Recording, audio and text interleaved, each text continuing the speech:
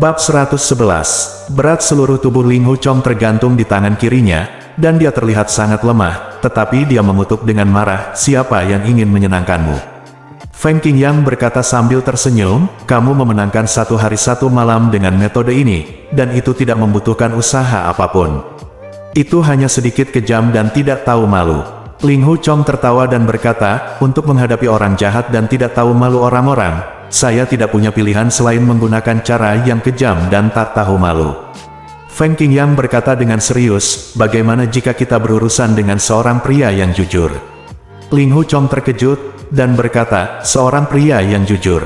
Dia adalah terdiam sesaat. Feng Qingyang menatap Ling Hu Chong dengan mata tajam, dan bertanya dengan sungguh-sungguh, "Bagaimana jika kita berurusan dengan pria yang jujur?" Ling Hu Chong berkata, "Bahkan jika dia benar-benar pria yang jujur, jika dia ingin membunuhku, aku tidak bisa bunuh saja aku dengan rela." Pada saat itu, cara yang tercela dan tak tahu malu harus digunakan begitu sedikit. Feng Qingyang sangat gembira, dan berkata dengan lantang, Oke. Kamu bukan orang munafik jika kamu mengatakan ini. Seorang pria bisa melakukan hal-hal yang dia suka. Apa? Kamu bisa melakukan apapun yang kamu mau? Aturan seni bela diri, dogma sekte, semuanya kentut anjing sialan." Ling Hu Chong tersenyum kecil. Beberapa kata Feng Qingyang ini benar-benar berbicara di hatinya. Dia sangat senang sampai tidak bisa mendengarnya, tetapi tuannya selalu mengatakan kepadanya bahwa dia lebih baik mati daripada melanggar aturan sekte, tidak mematuhi perintah, aturan seni bela diri, dan bahkan setelah mengalahkan King Yu dari sekolah Huasan, kata-kata Paman Grandmaster tidak dapat digaungkan secara terbuka. Terlebih lagi, munafik-munafik, Yun tampaknya mengejek nama panggilan tuannya, pedang pria, jadi dia hanya tersenyum dan berkata tidak ada antarmuka. Feng Qingyang membelai rambut Ling Hu Chong dengan jari-jarinya yang layu, dan berkata sambil tersenyum, "Sekte Yue Bukun memiliki bakat sepertimu. Anak ini memiliki penglihatan, tetapi tidak semuanya buruk." Apa yang dia katakan? Anak ini, tentu saja berarti Yue Bukun. Dia menepuk bahu Ling Hu Chong dan berkata, "Anak kecil sangat cocok untukku. Ayo, mari kita berlatih pedang pertama dan ketiga pahlawan Dugu." Sekarang dia memilih pedang pertama Dugu untuk menceritakan kisahnya. Setelah Ling Hu Chong memahaminya, dia akan menjelaskan perubahan yang relevan pada pedang ketiga dengan perbandingan dan memberikan petunjuk terperinci. Ada banyak pedang panjang yang tersisa di gua belakang, dan keduanya menggunakan pedang panjang sekolah Huasan untuk diperagakan. Ling Hu Chong mengingatnya dengan hati-hati. Setiap kali dia tidak jelas, dia akan bertanya. Ada banyak waktu hari ini. Waktu untuk belajar ilmu pedang tidak begitu mendesak seperti malam sebelumnya. Satu pedang dan satu jurus dapat dilakukan secara detail. Setelah makan malam, Ling Hu Chong tidur selama 2 jam, lalu belajar bergerak lagi. Keesokan paginya, Tian Boguang hanya mengatakan bahwa dia telah terluka parah sebelumnya, tetapi dia bahkan tidak mengeluarkan suara untuk bertarung. Ling Hu Chong dengan senang hati melanjutkan belajar pedang di gua belakang, dan menjelang sore hari, semua perubahan pedang ketiga jurus Dugu telah habis. Feng Qingyang berkata, "Jika kamu masih tidak bisa mengalahkannya hari ini, tidak masalah. Jika kamu belajar lagi siang dan malam, tidak peduli apa, kamu akan menang." Besok, Ling Hu Chong tertawa dan berkata, "Kamu sudah mengambil umpannya, meskipun kamu bangun sekarang, sudah terlambat. Saudara Tian, perhatikan langkahmu." Pedang itu keluar dengan suara, dan menembus langsung ke dadanya. Tian Boguang mengangkat pedangnya untuk memblokirnya, tapi meleset. Pedang kedua Ling Hu Chong menusuk lagi. Tian Boguang memuji, "Cepat sekali." Bingkai itu disegel dengan pisau horizontal. Pedang ketiga dan keempat Ling Hu Chong telah dihunuskan, dan mulutnya berkata, "Masih ada yang lebih cepat." Pedang kelima dan keenam menyusul, dan serangan dilancarkan, satu demi satu pedang, dan satu pedang sama secepat yang lain satu pedang, diintegrasikan menjadi satu, terus-menerus, benar-benar mempelajari inti dari ilmu pedang Dugu ini. 9 pedang Dugu, tidak ada mundur, setiap pedang adalah gerakan serangan. Setelah lebih dari 10 tebasan pedang, Tian Boguang ketakutan, dia tidak tahu cara menangkis. Ling Hu menyerbu maju dengan pedang, dan dia mundur selangkah. Setelah lebih dari 10 tebasan pedang, dia sudah mundur ke tepi jurang. Serangan Ling Hu Chong tidak melambat sama sekali. Ia menggesek dan menikam sebanyak 4 kali, semuanya mengarah ke titik vitalnya. Tian Boguang mencoba yang terbaik untuk memblokir 2 serangan pedang, tetapi dia tidak dapat memblokir serangan pedang ketiga bagaimanapun juga. Dia melangkah mundur dengan kaki kirinya, tetapi melewatkan ruang. Dia tahu bahwa ada lembah yang dalam di belakangnya, dan dia akan hancur jika jatuh. Jadi pada saat kritis ini, dia menebas ke tanah dengan kekuatan, memanfaatkan momentum untuk menstabilkan tubuhnya. Pedang keempat Ling Hu Chong sudah mengarah ke lehernya. Wajah Tian Bo Guam pucat pasi. Ling Hu Chong diam saja, ujung pedang tak pernah lepas dari tenggorokannya. Setelah sekian lama, Tian Bo Guam berkata dengan marah, "Jika kamu ingin membunuh, maka bunuhlah, apa yang ibu dan ibu lakukan." Ling Hu Chong menarik tangan kanannya, mundur beberapa langkah, dan berkata, "Kakak Tian lalai untuk sebentar, dan adik laki-laki saya mengambil kesempatan. Tidak cukup mengandalkan, ayo bertarung lagi." Tian Bo Guam mendengus, mengacungkan pedangnya, dan menyerang seperti badai, dan berteriak, "Kali ini aku akan menyerang lebih dulu, aku tidak bisa membiarkanmu mengambil keuntungan." Ling Hu Chong melihatnya menebas ke arahnya dengan pisau baja, dan pedang panjang itu miring, menembus perut bagian bawahnya, dan bagian atas tubuhnya menghindari pedangnya. Tian Bo Guam melihat bahwa pedangnya datang dengan cepat, jadi dia dengan cepat kembali ke pedang tunggalnya dan melemparkannya ke pedangnya. Dia yakin bahwa dia akan dapat menghancurkan pedang panjangnya ke udara selama pedang dan pedang itu bertemu. Ling Hu Chong melakukan serangan pertama hanya dengan satu serangan, dan pedang kedua dan ketiga dilontarkan terus-menerus.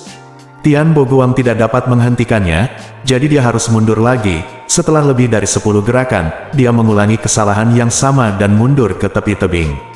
Pedang panjang Ling Hu Chong ditebas, memaksanya mengangkat pisau untuk melindungi bagian bawah tubuhnya. Ia merentangkan tangan kirinya dan mencengkeram dengan 5 jari, tepat pada waktunya untuk mencengkeram celah. Ujung jari kelima jarinya kurang dari 2 inci dari titik akupuntur Tan Zong di dadanya, dan dia tidak menggerakkan jari-jarinya. Tian Bo Guam mengarahkan jarinya ke titik akupuntur Zong Tan Zong 2 kali. Jika dia memukulnya lagi kali ini, dia tidak akan lagi pingsan di tanah saat dia pingsan, tetapi akan jatuh ke lembah yang dalam. Melihat jarinya membeku, itu jelas disengaja izinkan. Keduanya berdiri di jalan buntu untuk beberapa saat, dan Ling Hu Chong melompat mundur lagi. Duduk di atas batu, Tian Bo Guam menutup matanya untuk mengistirahatkan pikirannya. Tiba-tiba dia meraung keras, dan mengayunkan pisaunya untuk menyerang. Pisau baja itu lurus ke atas dan ke bawah, sangat kuat. Kali ini dia mengambil sikap yang benar, membelakangi gunung. Berpikir bahwa bahkan jika dia dipaksa mundur olehmu lagi, dia akan mundur ke dalam gua, dan dia akan bertarung sampai mati tidak peduli apa yang dia katakan.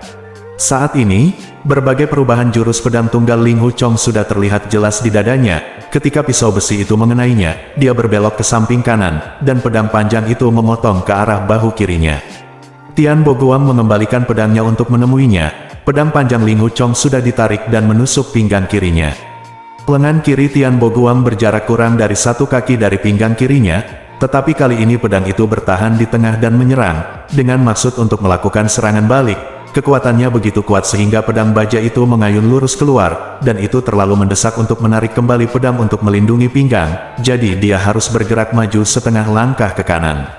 Ling Hu Chong mengangkat pedang panjangnya dan menusuk pipi kirinya. Tian Bo Guam mengangkat pedangnya untuk memblokir bingkai, ujung pedang tiba-tiba mengarah ke kaki kirinya. Tian Bo Guam tidak bisa lagi memblokirnya, dan mengambil langkah lain ke kanan. Ling Hu Chong menyerang sisi kirinya dengan satu demi satu pedang, memaksanya mundur ke kanan selangkah demi selangkah, dan dengan lebih dari 10 langkah, ia telah memaksanya ke ujung tebing batu di sebelah kanan. Bab 112, ada tembok batu besar yang menghalangi jalan mundur. Tian Bo Guam menyandarkan punggungnya ke batu, dan menari 7 atau 8 pisau. Kaki kiri celana memungkinkan pedang panjang itu mengenai 6 pedang secara berurutan. Keenam pedang ini semuanya pakaian robek dan tidak melukai darah dan daging, tetapi hati Tian Bo Guam jernih. Masing-masing dari 6 pedang ini dapat memotong lengan dan kakinya, dan membelah perutnya, membuka mulutnya untuk memuntahkan seteguk darah. Ling Hu Chong mendorongnya ke ujung hidup dan mati 3 kali berturut-turut. Beberapa hari yang lalu, seni bela diri pria ini jauh lebih unggul dari miliknya, tapi sekarang ia memiliki kekuatan hidup dan mati di tangannya sendiri, dan kemenangan itu mudah. Suaranya sangat gembira, tetapi hatinya sudah sangat gembira, dan ketika dia melihatnya menyemburkan darah setelah kekalahan besar, dia tidak bisa menahan perasaan menyesal, dan berkata, "Saudara Tian, menang atau kalah adalah hal yang biasa. Kenapa kamu harus melakukan ini, dan tidak ada yang bisa mengalahkannya di dunia ini? Aku tidak akan pernah menjadi lawanmu." Ling Hu Chong mengambil pedang tunggal itu, mengopernya dengan kedua tangan, dan berkata, "Kakak Tian berkata bagus sekali. Adik laki-lakiku cukup beruntung untuk menang, semua mengandalkan bimbingan Paman Feng." Paman Feng ingin meminta saudara Tian untuk menyetujui satu hal. Ling Hu Chong berkata, "Tuan Paman Feng sudah lama hidup dalam pengasingan, dia tidak peduli dengan urusan dunia, dan tidak suka diganggu oleh orang biasa. Setelah kakak Tian turun gunung, tolong jangan beritahu orang tuanya kepada orang lain, saya sangat berterima kasih." Tian Boguang berkata dengan dingin, "Kamu hanya perlu menikamku dengan pedang seperti itu, dan membunuhku, bukankah itu mudah?" Ling Hu Chong mengambil 2 langkah kembali, masukkan pedang kembali ke sarungnya, dan berkata, "Dulu, ketika seni bela diri saudara Tian jauh lebih unggul dari saya, jika Anda membunuh saya dengan 1 pedang apa yang terjadi hari ini? Saudara Tian, tolong jangan ungkapkan keberadaan Paman Feng Tai saya kepada orang lain, tetapi saling memohon, dan tidak berani sedikit pun niat pemaksaan." Tian Boguang berkata, "Oke, saya setuju." Ling Hu Chong dengan membungkuk dalam-dalam, dia berkata, "Terima kasih, Saudara Tian." Tian Boguang berkata, "Saya diperintahkan untuk mengundang Anda turun gunung. Tian tidak dapat melakukan ini, tetapi pekerjaannya tidak ada habisnya. Berbicara tentang pemukulan, saya tidak dapat mengalahkan Anda dalam hidup saya, tetapi tidak harus berhenti di sini. Hidup Tian dipertaruhkan, jadi saya harus berlama-lama sampai akhir, jangan salahkan saya karena tidak menjadi orang baik. Saudara Ling Hu, selamat tinggal." Mengatakan ini, dia mengepalkan tinjunya dan berbalik. Ling Hu Chong berpikir bahwa dia sangat beracun, dan dia meninggal segera setelah menuruni gunung. Setelah berkelahi dengan dia selama beberapa hari, tanpa sadar dia merasa dekat dengannya. "Turun gunung saja, tapi kemudian saya ingat bahwa saya dihukum untuk memikirkan kesalahan saya di tebing, dan saya tidak akan pernah melangkah menuruni tebing kecuali saya mematuhi perintah guru saya, apalagi orang ini adalah pemetik bunga yang telah melakukan banyak kejahatan, dan mengikutinya menuruni gunung telah menjadi keterlibatan dengannya. Di masa depan, reputasinya akan hancur dan bencana tidak akan ada habisnya." Ketika kata-kata itu keluar dari mulutnya, dia akhirnya mundur. Melihat dia menuruni tebing, dia segera kembali ke gua, bersujud kepada Feng Qingyang, dan berkata, "Paman Grandmaster tidak hanya menyelamatkan nyawa muridnya, tetapi juga mengajarinya ilmu pedang terbaik. Kebaikan dan kebajikan ini akan tidak pernah terbayar." Feng Qingyang tersenyum dan berkata, "Pedang-pedang yang unggul, ilmu pedang yang unggul, hehe, itu masih jauh." Dalam senyumnya, ada rasa kesepian dan kesedihan. Ling Hu Chong berkata, "Cucuku sangat berani. Aku mohon Paman Grandmaster untuk mengajarimu semua ilmu pedang dari 9 pedang dugu." Feng Qingyang berkata, "Jika kau ingin mempelajari 9 pedang dugu, tidakkah kau akan menyesal di masa depan?" Ling Hu Chong terkejut, memikirkan masa depan bagaimana bisa kau menyesalinya. Setelah memikirkannya, saya berpikir, benar, 9 pedang dugu ini bukan ilmu pedang saya sendiri. Paman Grandmaster berkata bahwa saya takut guru akan menyalahkan saya jika dia mengetahuinya. Tetapi guru awalnya tidak dapat membantu saya mencoba-coba sekolah ilmu pedang lainnya. Dia pernah berkata bahwa dia batu dari gunung dapat digunakan untuk menyerang batu giok. Selanjutnya, dari pola di dinding batu, saya telah belajar banyak teknik pedang dari sekolah Gunung Heng, Gunung Tai, dan Gunung Song. Saya bahkan telah belajar banyak seni bela diri dari 10 tetua sekte iblis. 9 pedang dugu ini sangat ajaib, itu adalah keterampilan tiada taraf yang diimpikan oleh siswa seni bela diri, dan ini adalah kesempatan besar untuk saya untuk diajari oleh senior saya." Segera dia membungkuk, "Ini adalah berkah seumur hidup dari murid dan cucu saya. Di masa depan, saya hanya bisa bersyukur. Tidak ada penyesalan." Feng Qingyang berkata, "Oke, saya akan melewatinya padamu. Jika aku tidak mewariskan 9 pedang dugu kepadamu, setelah beberapa tahun, tidak akan pernah ada ilmu pedang semacam ini di dunia." Ketika dia mengatakan itu, dia tersenyum, dia jelas sangat bahagia, tetapi setelah dia selesai berbicara, ekspresinya berubah sedih. Setelah berpikir sejenak, dia berkata, "Tian Boguang tidak akan pernah menerima ini, tetapi bahkan jika dia datang lagi, itu akan menjadi 10 hari setengah bulan kemudian. Bela diri Anda seni lebih baik dari dia, trik lebih baik dari dia lagi, jadi kita tidak perlu takut padanya selamanya. Kita punya banyak waktu, dan kita harus belajar dari awal dan meletakkan dasar yang kokoh." Jadi, rumus umum, dari pedang pertama Dugu 9 pedang diikuti dalam urutan rumus, baris demi baris jelaskan secara menyeluruh, dan kemudian sebarkan dengan berbagai perubahan yang melekat pada rumus. Ling Hu Chong telah menghafal rumus-rumus itu sebelumnya, tetapi dia sama sekali tidak mengerti artinya. Sekarang Feng Qingyang dengan tenang membimbingnya, dan setiap saat dia mengerti beberapa prinsip seni bela diri yang unggul, dan setiap saat dia belajar beberapa perubahan yang cerdik dan halus. Dia tidak bisa tidak mengagumi dengan gembira, aku tidak bisa menahan diri. Satu tua dan satu muda, mereka mengajarkan ilmu pedang yang sangat indah dari 9 pedang Dugu di tebing Siguo, dari formula umum, gaya pedang patah, hingga gaya tombak patah, dan gaya cambuk patah.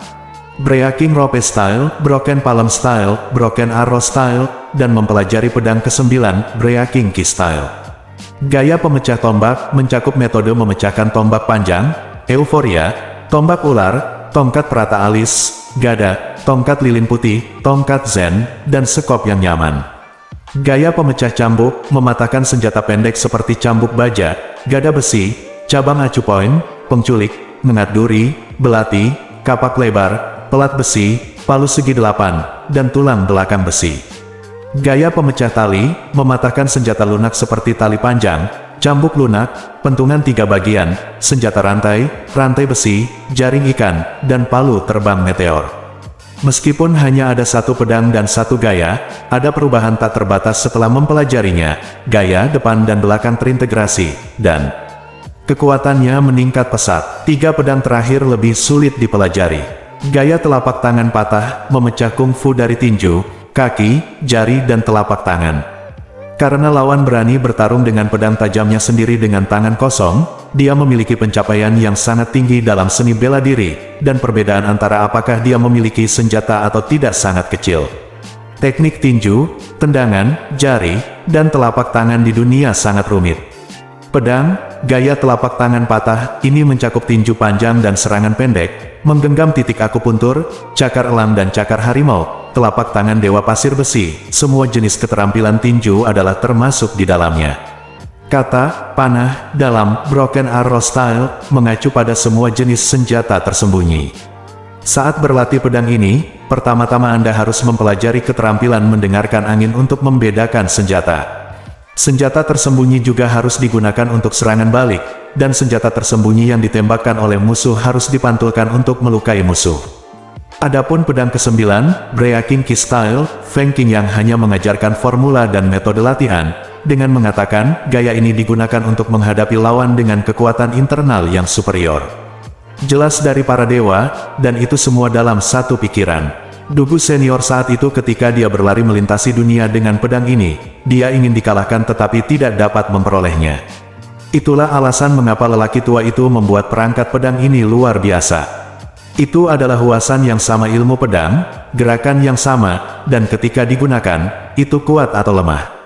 Dengan cara yang sama, 9 pedang Dugu juga rata-rata. Bahkan jika Anda telah mempelajari teknik pedang, jika teknik pedang tidak murni saat Anda menggunakan itu, Anda masih bukan tandingan para penguasa dunia.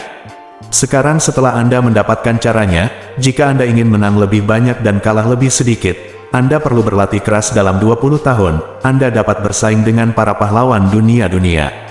Bab 113. Semakin Ling Hu Chong belajar, semakin dia menyadari bahwa 9 pedang memiliki perubahan yang tak terbatas, dan dia tidak tahu berapa lama sebelum dia dapat menjelajahi semua misteri. Anda harus berlatih keras selama 20 tahun, dan Anda tidak akan terkejut sama sekali, dan kemudian Anda akan diajari, mengatakan, jika magang dapat memahami niat terakhir dari Patua Dugu yang menciptakan 9 pedang dalam 20 tahun terakhir, dan memahami ajaran dari Grandmaster ini adalah sukacita yang besar. Feng Qingyang berkata, kamu tidak boleh meremehkan dirimu sendiri. Dugu Daxia adalah orang yang sangat cerdas. Untuk mempelajari ilmu pedangnya, poin kuncinya adalah mempelajari kata pencerahan. Kamu tidak boleh menghafalnya dengan hafalan. Tunggu sampai kamu mengerti arti dari 9 pedang, maka tidak ada yang bisa dilakukan. Bahkan jika Anda melupakan semua perubahannya, itu tidak relevan. Saat Anda menghadapi musuh, semakin bersih dan menyeluruh Anda lupa, semakin sedikit Anda tidak akan terikat oleh ilmu pedang asli. Kamu memiliki bakat yang sangat bagus. Bahan untuk berlatih rangkaian teknik pedang ini. Terlebih lagi, memang ada beberapa pahlawan hebat di dunia saat ini. Kemana kamu pergi? Feng Qingyang berkata, saya menggunakan untuk tinggal di gunung belakang ini selama beberapa dekade, dan saya sangat bahagia beberapa hari yang lalu sehingga saya keluar dari gua untuk mengajari Anda keterampilan pedang ini, hanya berharap seni bela diri dubu senior yang tiada taraf tidak punah, kamu kembali. Ling Hu Chong berkata dengan gembira, ternyata Grandmaster tinggal di gunung belakang, itu yang terbaik. Murid-muridnya bisa melayaninya siang dan malam, untuk menghilangkan kesepian Grandmaster. Feng Qingyang tegas berkata, mulai sekarang, aku tidak akan pernah melihat siapapun dari Sekte Huasan, bahkan kamu. Melihat ekspresi ketakutan Ling Hu Chong, dia mengubah nada suaranya dan berkata, Chonger, aku memiliki takdir pertemuan denganmu, juga spekulatif. Di tahun-tahun terakhir saya memiliki murid yang baik seperti Anda untuk mewariskan ilmu pedang saya. Ini benar-benar perasaan yang luar biasa. Jika Anda memiliki paman Grandmaster seperti saya di hati Anda, jangan datang menemui saya di masa depan, atau kamu akan membuatku malu. Ling Hu Chong dengan hati yang sakit, dia berkata, paman Grandmaster, mengapa? Feng Qingyang menggelengkan kepalanya dan berkata, kamu bahkan tidak boleh memberitahu tuanmu tentang melihatku. Kata Ling Hu Chong dengan air mata, ya, Anda harus mengikuti perintah Grandmaster.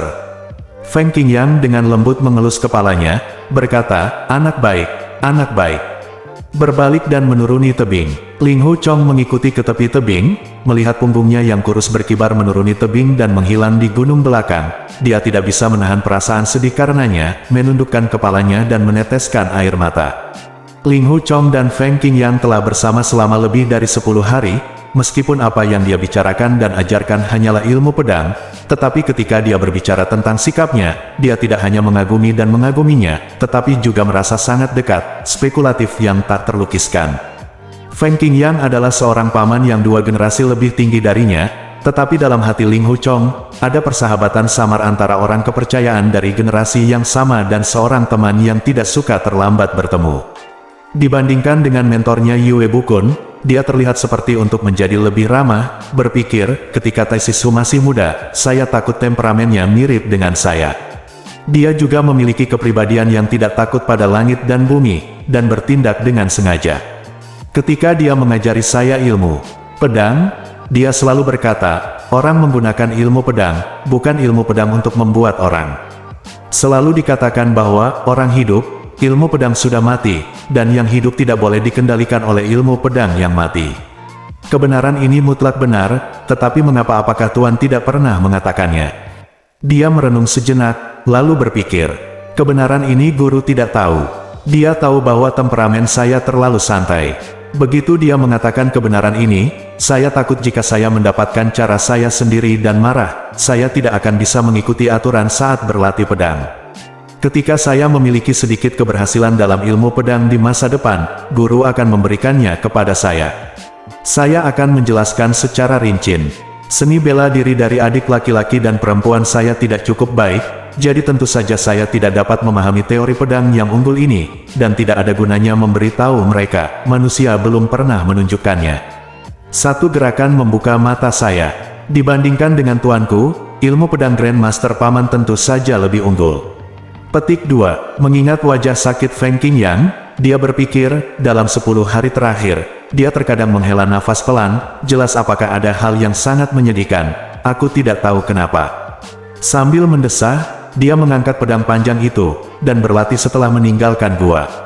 Setelah berlatih sebentar, dia menggunakan pedang dengan mudah, yang ternyata adalah Yu Feng Lai, dari ilmu pedang sekolah kami. Dia membeku sejenak, menggelengkan kepalanya dan tersenyum kecut, dan berkata pada dirinya sendiri, itu salah.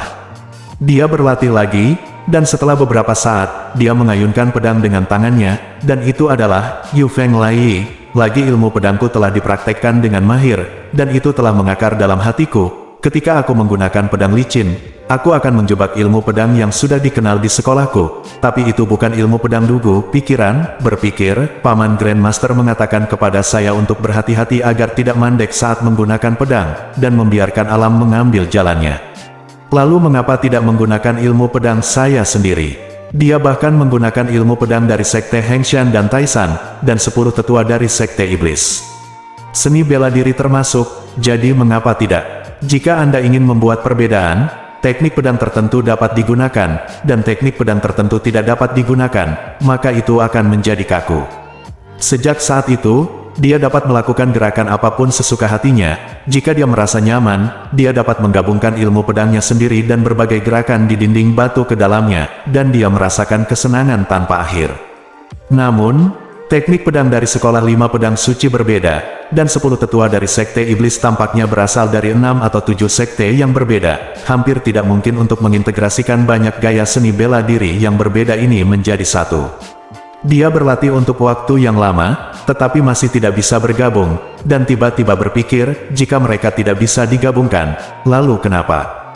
Mengapa memaksanya? Sekarang dia tidak ingin membedakan gerakan apa, begitu. Dia memikirkannya, dia mencampurkan dugu 9 pedang sesuai keinginannya, tapi ketika mereka datang dan pergi, selalu trik Yu Feng Laiyi yang paling berhasil.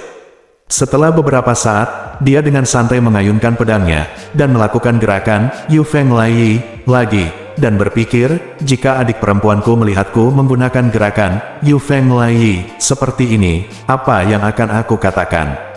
Ning Jian tidak bergerak, senyum lembut muncul di wajahnya.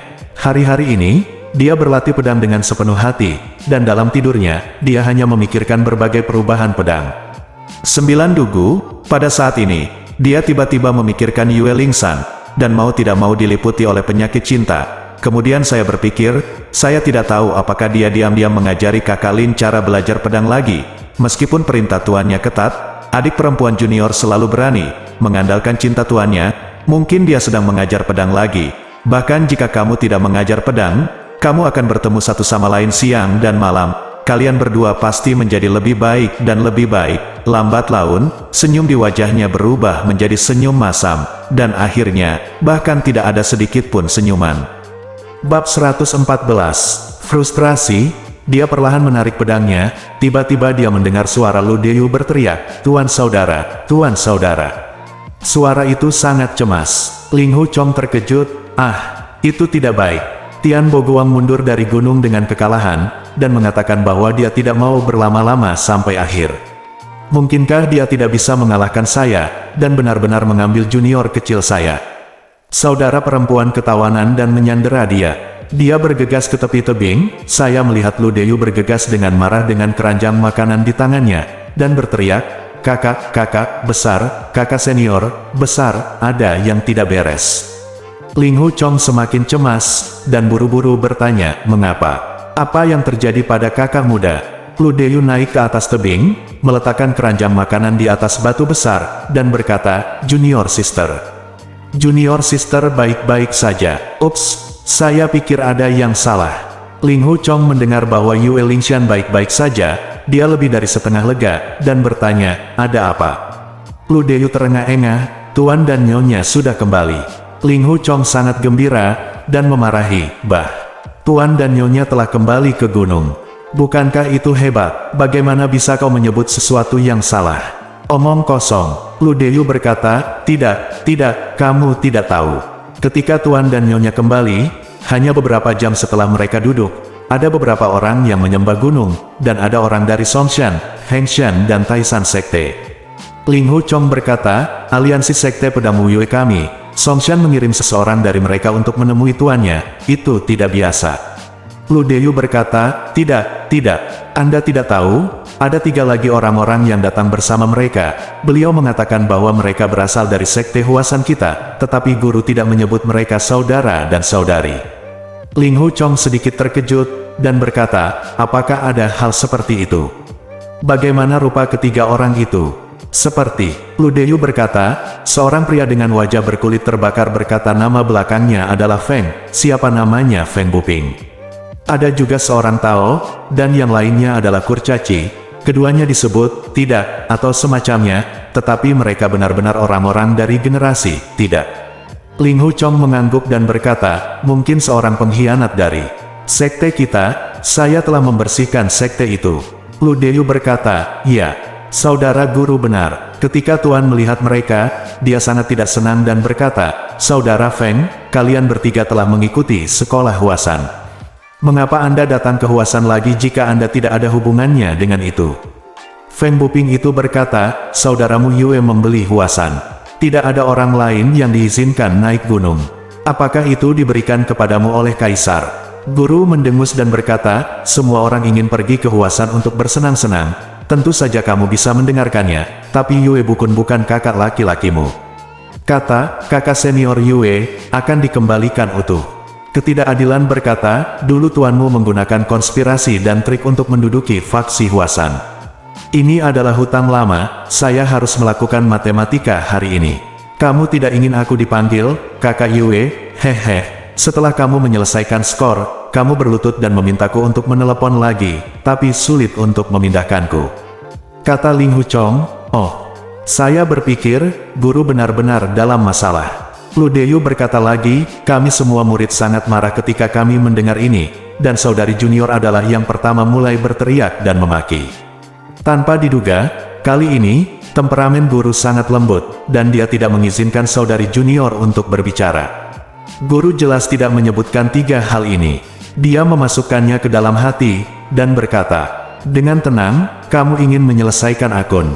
Akun apa? Bagaimana kamu menghitungnya? Feng Buping itu berkata dengan lantang, sudah lebih dari 20 tahun sejak Qizong Anda merebut kepala sekolah Huasan.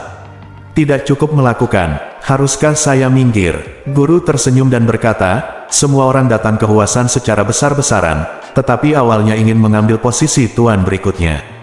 Apa yang sangat langka? Saudara Feng berpikir dalam hati bahwa dia bisa menjadi tuan sekte. Saya akan memberikannya kepada Anda. Surat itu berkata dengan tidak adil, saat itu, tuanmu merebut posisi kepala sekte melalui konspirasi dan tipu daya.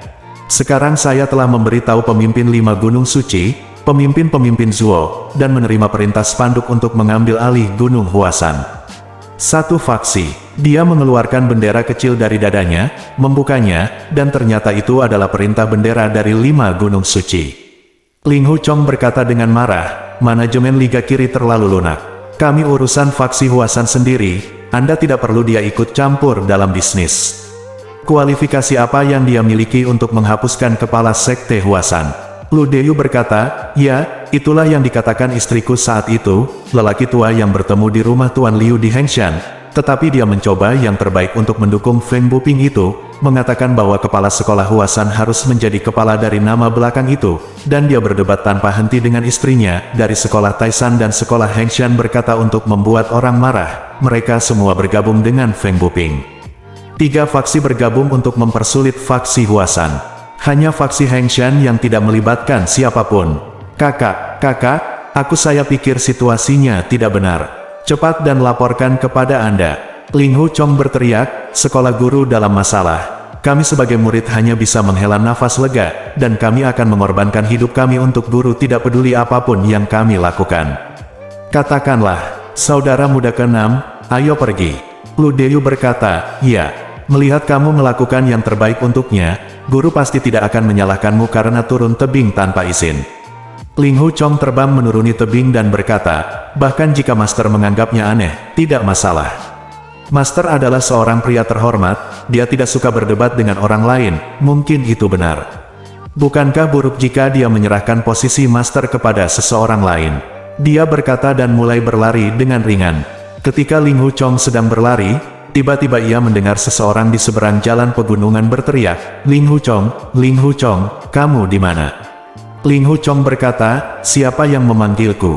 Kemudian beberapa suara bertanya serempak, apakah kamu Ling Huchong? Ling Huchong berkata, tidak buruk. Tiba-tiba, 2 sosok berkedip dan memblokir jalan. Jalur gunung sempit dan terjal, satu sisi turun ke lembah yang dalam, kedua orang ini tiba-tiba muncul di jalur gunung, sangat tiba-tiba, Ling Huchong berlari terburu-buru, hampir bertabrakan dengan mereka berdua, dia buru-buru berhenti, jarak di antara mereka hanya beberapa kaki. Saya melihat wajah kedua orang ini penuh dengan benjolan dan kerutan, mereka sangat menakutkan, mereka terkejut, mereka berbalik dan mundur lebih dari 10 kaki, dan bertanya, siapa itu? Juga bergelombang dan keriput, jarak antara kedua wajah ini dan dia kurang dari setengah kaki, dan hidung mereka hampir menyentuh hidungnya. Kejutan Ling Huchong bahkan lebih serius, dan dia melangkah ke samping, aku melihat dua lagi orang-orang berdiri di sisi lembah dekat jalan pegunungan. Penampilan kedua orang ini sangat mirip dengan 4 orang sebelumnya. Tiba-tiba bertemu dengan 6 orang aneh ini pada saat yang sama, jantung Ling Hu Chong berdebar kencang dan dia bingung harus berbuat apa. Dalam sekejap, Ling Hu Chong telah menjejalkan ke 6 orang aneh ini ke jalan pegunungan kecil kurang dari 3 kaki persegi. Nafas kedua orang di depan bertiup langsung ke wajahnya, sementara bagian belakang lehernya terasa panas. Jelas itu adalah 2 di belakangnya nafas manusia. Dia buru-buru mengulurkan tangannya untuk menghunus pedang, tepat ketika jari-jarinya menyentuh gagangnya. Masing-masing dari 6 orang aneh itu mengambil setengah langkah dan meremas ke tengah, segera meremasnya sehingga dia tidak bisa bergerak sama sekali. Aku hanya bisa mendengar Lu Deyu berteriak dari belakang, "Hei, halo, apa yang kamu lakukan?" Meskipun Ling Hu Chong memiliki segala macam trik, pada saat ini, dia tidak bisa menahan rasa takutnya hingga dia kehilangan akal. Keenam orang ini seperti hantu dan hantu, monster dan monster, penampilan mereka menakutkan, tetapi tindakan mereka bahkan lebih aneh. Ling Hu Chong menggoyang-goyangkan tangannya keluar, berusaha mendorong kedua orang di depannya itu menjauh, tetapi tangannya diremas oleh kedua orang itu. Bagaimana mungkin dia mendorong mereka keluar? Sekilas pikiran melintas di benaknya, pasti penjahat yang menyegel kuping mereka. Tiba-tiba, seluruh tubuhnya menegang, hampir kehabisan napas, dan keempat orang aneh itu berdesak-desakan, hanya membuat tulangnya retak. Ling Hu Chong tidak berani menghadapi laki-laki asing di hadapannya, maka ia segera menutup matanya, dan terdengar suara tajam berkata, "Ling Hu Chong, kami akan membawamu menemui biksuni kecil itu." Pikir Ling Hu Chong, dirinya sendiri, jadi itu.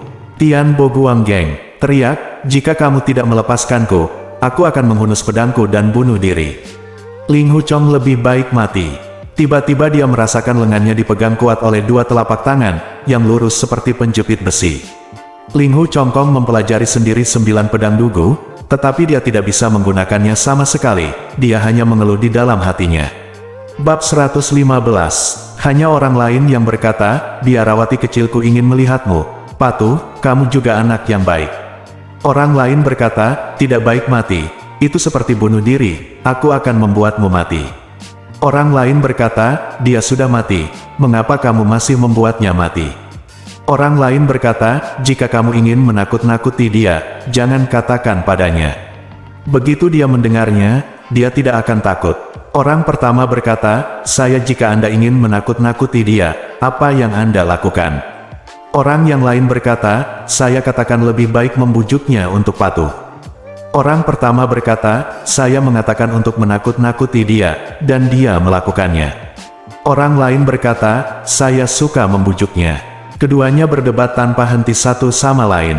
Ling Hu Chong terkejut dan jengkel, mendengar mereka berdua bertengkar. Ia berpikir, walaupun ke-6 orang aneh ini memiliki ilmu silat yang tinggi, mereka kelihatannya sangat bodoh.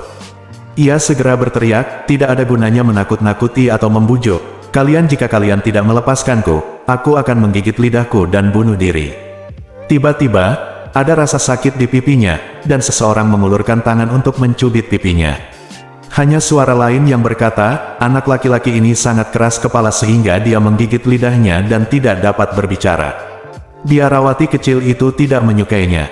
Orang lain berkata, "Dia meninggal setelah menggigit lidahnya, tidak hanya dia bisa jangan bicara." Orang lain berkata, "Belum tentu mati. Jika kamu tidak percaya padaku, gigit dan lihatlah."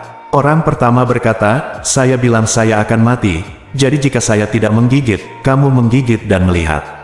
Yang lain berkata, "Mengapa saya harus menggigit lidah saya?"